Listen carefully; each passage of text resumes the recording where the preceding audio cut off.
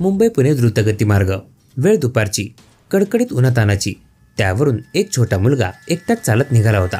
त्याचवेळी एक पोलीस कर्मचारी या मार्गावर त्यांच्या वाहनाची वाट पाहत उभा होता।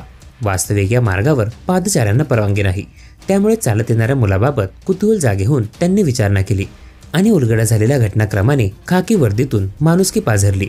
व्याजवाडी तालुका वाई येथील दत्तात्रय शिवाजी पिसाळ, माजी सैनिक, हे लष्करातील निवृत्तीनंतर महाराष्ट्र पोलीस दलात रत्नागिरी जिल्ह्यातील मंडणगड तालुका पोलीस ठाण्यात सेवा बजावत आहेत।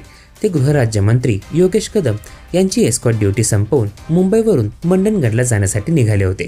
त्यासाठी मुंबई पुणे द्रुतगती मार्गावर पळसपे येथील पोलीस विभागाच्या वाहनाची ते वाट पाहत होते।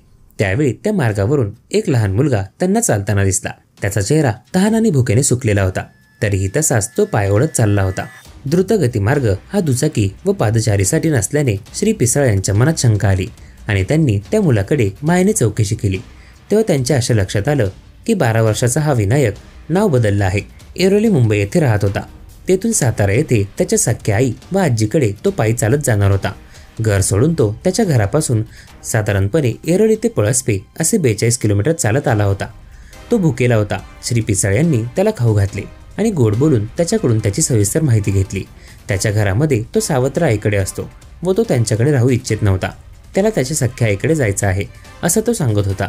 त्यामुळे तो घर सोडून साताऱ्याला चालत निघाला होता। त्या मुलाला त्याच्या घरी सुखरूपपणे पोहोचवणे आवश्यक होते, पण श्री पिसाळ यांनाही ड्युटीवर जायचे होते।